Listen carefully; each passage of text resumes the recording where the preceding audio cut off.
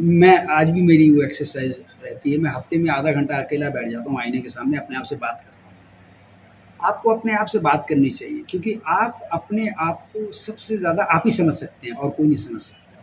तो एनालाइज़ आपको करना चाहिए, आपको एनालाइज़ कीजिए कि क्या जो मैं करना चाहता हूँ या करने जा रहा हूँ, क्या मैं उस काबिल हूँ? क्या मुझे वो करना चाहिए? क्या कि मुझ में वो क़ुव्वत है, वो औक़ात है, वो टैलेंट है, वो गुण है? तो इसका सही जवाब आपको अपने आप से ही मिलेगा। फिर वो जवाब जब आपको मिल जाए वो फिर वो उसमें आप रियलाइज़ कीजिए कि यस मैं ये कर सकता हूँ या मैं नहीं कर सकता हूँ। 2 ही चीज़ें होंगी ना, रियलाइज़ करेंगे आप मैं कर सकता हूँ या नहीं कर फिर आप फाइनलाइज़ कीजिए। एनालाइज़ कीजिए, रियलाइज़ कीजिए, फिर फाइनलाइज़ कीजिए, फिर आपको कौन रोक सकता है? बॉलीवुड व टीवी जगत के सितारे पंकज बैरी पहुंचे शहर में। वहीं पिंजौर शहर में पहुंचने पर वह अमरावती एनक्लेव स्थित उनके भतीजे सन्नी बैरी द्वारा चलाए जा रहे बैरीज रेस्टोरेंट में भी पहुंचे। वहां पर उन्होंने पत्रकारों से बातचीत करते हुए अपने फिल्मी और टीवी जगत की यादें ताज़ा करते हुए अपने सफर के बारे में बताया। पंकज बैरी ने टीवी शो गुल गुलशन गुलफाम से अपना डेब्यू किया। इसके बाद उन्होंने महाभारत, स्वाभिमान, मेरे घर आई एक नन्ही परी, यहाँ मैं घर घर खेली सहित दर्जनों टीवी शोज में काम किया। इसके साथ ही उन्होंने कई हिंदी फिल्में जैसे दिल का रिश्ता, चाहत, हत्या, मुझे कुछ कहना है आदि में भी काम किया है। पंकज बैरी ने बताया कि हाल ही में उनकी रोमांटिक टुकड़े वेब सीरीज रिलीज हुई है और वह कई वेब सीरीज में काम कर चुके हैं और कई वेब सीरीज उनकी आने वाली हैं। ये विषय मेरी यात्रा से जुड़ा है। मैं बॉम्बे से यात्रा पे निकला था, वैष्णो देवी गया, माता रानी के दर्शन किए, वहाँ से हरमिंदर साहब आया, दरबार साहब दर्शन किए, वहाँ से फिर मैं कालका आया, काली माता के दर्शन किए।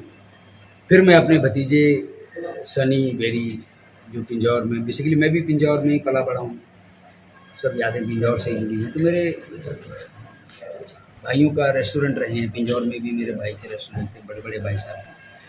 तो अभी उनसे छोटे भाई साहब जो उनकी भी 2 रेस्टोरेंट हैं, एक हाईवे पर है, दूसरा ये अमरावती में उन्होंने ये बेरी रेस्टोरेंट खोला है। तो मैं देखना चाहता था कि सनी बेरी ने क्या रेस्टोरेंट खोला है, तो मैं देखने के लिए आया था और देखा मैंने, बड़ा इंटरेस्टिंग रेस्टोरेंट बनाया सनी ने, बड़ी मेहनत से बनाया, बहुत खूबसूरत बनाया। यहाँ की एम्बियंस बहुत अच्छी है, यहाँ का माहौल बहुत अच्छा लगा मुझे, हवा पानी बहुत अच्छा है, खाना बहुत अच्छा है, सब मतलब मैंने पूरी खुद जांच पड़ताल की, मैं जानता हूँ इन चीज़ों के बारे में, होटल को समझता हूँ, कुकिंग समझता हूँ, तो मैं सब देख रहा था कि कैसे यहाँ पे क्या हो रहा है। मैंने ज़ाती तौर पे ये देखना चाहा कि सफाई कैसी रखी है, मैंने सफाई देखी, हाइजीन कितना है, किचन देखा मैंने, किचन में कैसा माहौल है, क्योंकि मुझे मालूम है ये किचन में ही सबसे इम्पोर्टेंट चीज़ें होती हैं ढाबे की या रेस्टोरेंट की। तो मैं वो देखना चाहता था कि किचन किस तरीके से बनाई है, कितनी सफाई है किचन में। बहुत अच्छा लगा मुझे कि किचन को बहुत हाइजीन रखा हुआ, साफ़-सुथरा, बस साफ़-सुथरे तरीके से खाना। फिर मैंने कहा यार तुम्हारी क्या ख़ासियत है, ज़रा खिलाओ तो मुझे। मैंने कहा अपने मन से खिलाओ, तो उन्होंने मुझे एक होममेड चिकन खिलाया, बड़ा अच्छा लगा, फिर पनीर टिक्का खिलाया, बहुत अच्छा लगा। तो मैंने कहा ये तो इन्होंने अपनी चालाकी से अपना बेस्ट फूड खिला दिया, मैं भी ज़रा देखता हूँ इनसे। तो मैंने कहा मुझे ना पतली खिचड़ी चाहिए, घर जैसी बन सकती है? तो सनी ने जाके अपने कुक को बोला, वो खिचड़ी बना के ले गया, मुझे देसी घी डाल के उसने खिचड़ी खिलाई, मुझे लगा पास हो गया, बहुत अच्छा। तो मुझे खाना बहुत अच्छा लगा, बहुत स्वादिष्ट लगा। और फिर मुझे बताया गया कि यहाँ पे बड़ी अच्छी-अच्छी किटी पार्टी होती हैं, यहाँ बर्थडे पार्टीज़ होती हैं, तो माहौल पर जगह इतनी है ना, बहुत सारी जगह है, बहुत बड़ा रेस्टोरेंट है, म्यूज़िकल पार्टी हो सकती है, बर्थडे पार्टीज़ हो सकती हैं। तो बस अभी धीरे-धीरे ये तरक्की के रास्ते पर है, अभी नया है और अब आप लोगों का सहयोग, आप लोगों का आशीर्वाद, आप लोगों का प्यार, आप लोगों का स्नेह सनी के साथ और इस रेस्टोरेंट के साथ रहेगा तो ये दिन दूनी रात चौगुनी तरक्की करता रहेगा। बड़े पर्दे में और छोटे पर्दे में, और अभी तो तीसरा पर्दा भी आ गया ना, अब तो पहले तो एक छोटा पर्दा होता था, एक बड़ा पर्दा होता था, वेब सीरीज भी आ गया। तो मेरे से बड़ा जब भी कोई सवाल करता तो मेरा एक ही जवाब होता है, एज एन एक्टर, एक एक्टर की हैसियत से बड़े पर्दे में, छोटे पर्दे में या वेब सीरीज में कोई फ़र्क नहीं होता है। क्योंकि बड़े पर्दे पर भी मुझे कैरेक्टर को जीना होता है, छोटे पर्दे पर भी मुझे कैरेक्टर को जीना होता है, वेब सीरीज़ में भी मुझे एज़ एन एक्टर कैरेक्टर को जीना होता है। एज़ एन एक्टर कोई फ़र्क नहीं होता है, टेक्निकैलिटीज़ में फ़र्क हो जाता है। टेक्निकैलिटीज़ में हाँ, उसमें टेक्निक डिफरेंट हो जाती है, सिनेमा की टेक्निक थोड़ी डिफरेंट है, वेब सीरीज़ में थोड़ा अलग तरीके से टेकिंग अलग हो जाती है, टेलीविज़न में थोड़ा परिवार को देख कर के उनकी टेकिंग अलग हो जाती है, तो टेकिंग मेकिंग अलग हो जाती है। उस तरीके से हम इनको तीनों को डिफरेंशिएट कर सकते हैं। लेकिन एज़ एन एक्टर तो मुझे तीनों में से अपने कैरेक्टर को जीना होता है। थिएटर की जब ट्रेनिंग ली तो थे मिला के 82 की से बात कर रहे थे आप, तो मैंने उस हिसाब से लगाया 81 से 81 से है ना, 81 से तो 42 43 ईयर्स हो गए ना। मैं उस हिसाब, तो उस हिसाब जो उस टाइम पे कोई जो दिक्कतें आती थी या आज कोई आपको सहूलत, क्या फर्क लग रहा है आपको? इतना एक लंबा बहुत अरसा होता है, हाफ सेंचुरी होने वाली देखिए है। ऐसा है कि पता नहीं, मेरे पास तो कुछ भी नहीं था। मैं तो बड़े लोअर मिडिल क्लास फैमिली से था। मेरे पास सिर्फ एक ही चीज़ थी जो मुझे समझ में आ गई थी, और जो मैं अभी यंग जनरेशन के लिए भी मैं यही बात बोलता हूँ, उनको अपने दोस्त जो नए लोग आते हैं उनको समझाता हूँ, जो मैंने सीखा, जो मैंने देखा।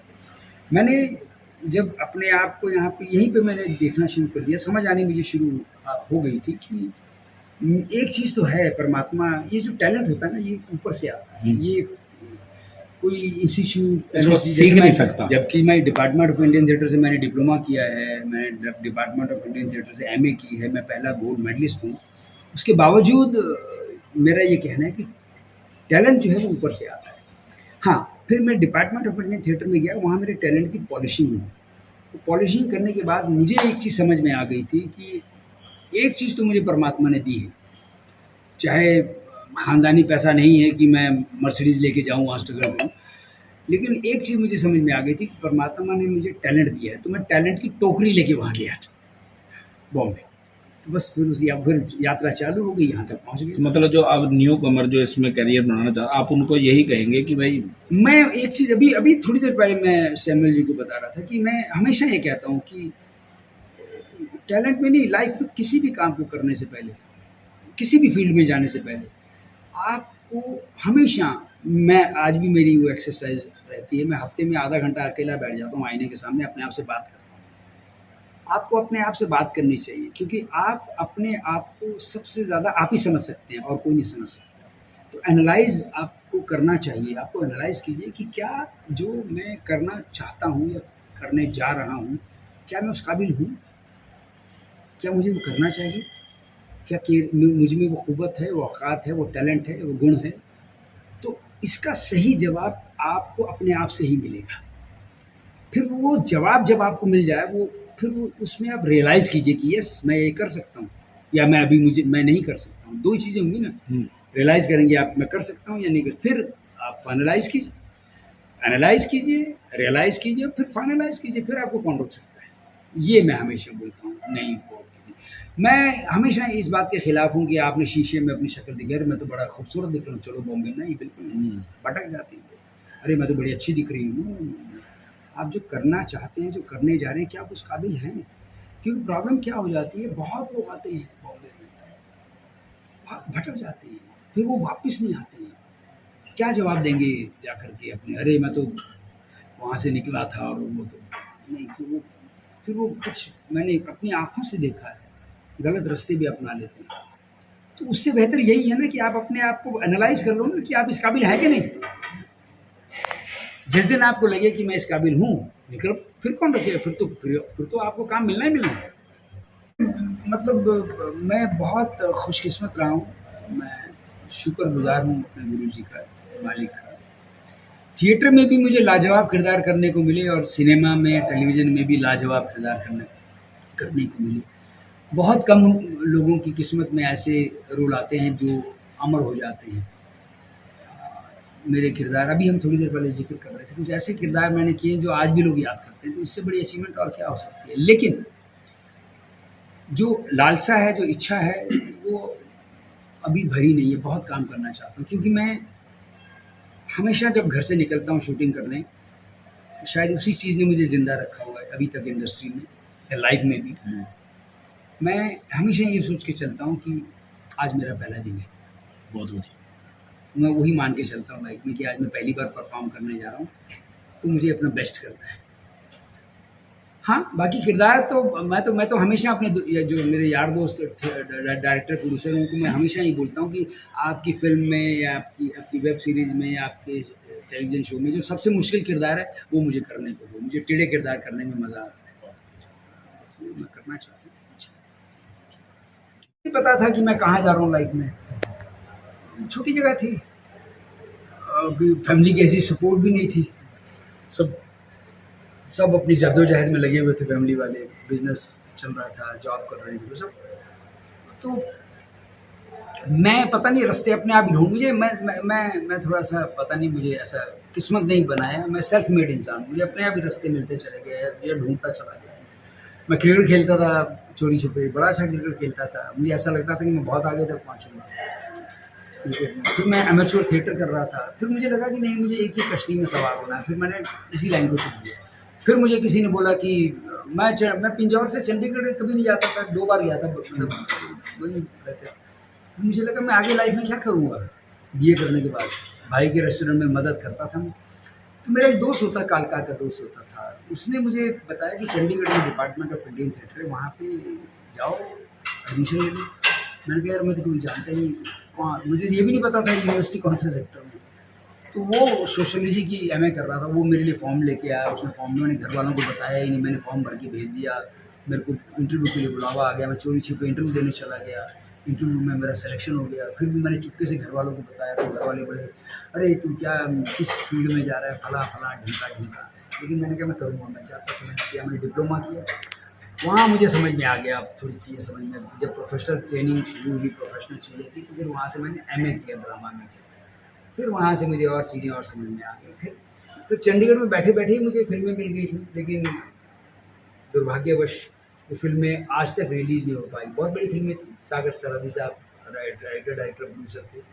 उस फ़िल्म का हिंदी में नाम था अगला मौसम, पंजाबी में उसका नाम था वग दे पानी। वो आज तक रिलीज़ नहीं हो पाई क्योंकि सागर साहब का वो पुराना केस चल रहा था। लेकिन उन फ़िल्मों ने मुझे बॉम्बे पहुँचाया। तो वहाँ से बस पिंजौर से उठ के वहाँ चला गया, यात्रा चालू हो गई। यार हैं, जैसे कल मेरी एक फ़िल्म रिलीज़ हुई है रोमांटिक टुकड़े, दिल्ली में, यूपी में, बिहार में, महाराष्ट्र में। ये एक बड़ी इंटरेस्टिंग सी कहानी है। उसमें एक सिनेमा ऑनर जो cinema hall single screen cinema होते थे ना, कालका में भी टॉकी होती थी पहले टीन की बनी पुरानी, उसकी मालिक की कहानी है। और एक लड़की की यात्रा है, वो कैसे गाँव से उसके साथ पहुँचती है, उसकी फ़िल्म का नाम है रोमांटिक। वो रिलीज़ फिर एक फ़िल्म मेरी आ रही है मणिहार। फिर मेरी और 1-2 फ़िल्में और तैयार हैं। फिर अभी मैं करने जा रहा हूँ एक बड़ी इंटरेस्टिंग फ़िल्म है जो 1946 में कलकत्ता में एक बहुत बड़ी घटना घटी थी। 20,000 लोग मारे गए थे, कत्लेआम हुआ था, उसके ऊपर फ़िल्म बन रही है। वो फ़िल्म मैं अभी करने जा रहा हूँ भोपाल। तो चल रहा है। अभी मेरी पिछले साल मेरी वेब सीरीज़ रिलीज़ हुई थी द ग्रेट वेडिंग ऑफ मुनीस, बड़ा अच्छा गया उसका। अभी स्कैम 2003 रिलीज़ हुई है, उसमें 5वें एपिसोड से मेरी एंट्री है वो रही। फिर एक मेरी आ रही है जो मैं करने जा रहा हूँ, उस वेब सीरीज़ का नाम है इकट्ठे, जो अभी दिल्ली में शूटिंग शुरू हो जाएगी। फिर एक अभी मैं वेब सीरीज़ करके आया हूँ कच्चा घर। फिर एक मेरी वेब सीरीज़ तैयार है, वो अभी रिलीज़ होने वाली है, वो वेट कर रहा हूँ कौन से ओटीटी पे आती है। उसका नाम है हम बोल रहे हैं पप्पू विधायक प्रत्याशी। तो ये सब इंटरेस्टिंग से प्रोजेक्ट हैं। बाकी टेढ़े मेढ़े उल्टे सीधे नेगेटिव पॉजिटिव बूढ़ा जवान कॉमेडी सब करता रहता हूँ। वो तथाचार्य के रोल में आपने देख लिया होगा मैं क्या क्या मतलब मज़ा आता है करते हुए। पंकज बैरी कभी राजनीति में जाने की सोच रहे? ऑफ़र भी आती है, आती है? विचार भी आते हैं। हाँ, आई भी थी बड़े मतलब मैं वो बताना नहीं चाहूँगा कौन सी पार्टी से। मुझे बोला गया था आप करो जो है, मैं करना भी चाहता था। फिर मैंने खुद ही सोचा, मैंने कहा क्योंकि मैंने जैसे मैंने कहा मेरी आदत है मैं इस काबिल हूँ कि नहीं, पहले ये तो देख लूँ। हाँ, मैं जाऊँगा। मैंने ऐसे मेरे मित्र हैं, मैं नाम नहीं लेना चाहूँगा, बहुत से एक्टर हैं जो अभी राजनीति में चले गए हैं।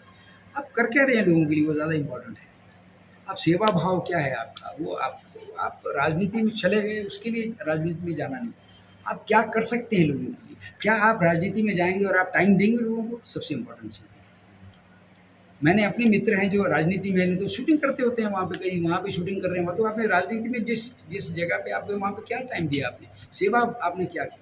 हाँ, अभी भी है वो चीज़ है भाव, जाऊँगा हो सकता है आ जाऊँ, हो सकता है समय ले आए, है ना, तो करूँगा, ज्वाइन करूँगा और इसी इलाके से आऊँगा। आप अच्छा। सबकी, हाँ, वाह, और क्या क्या बात जाऊँगा। है। अगर कभी ऐसा मन हुआ तो आप लोगों का ही सहयोग लूँगा।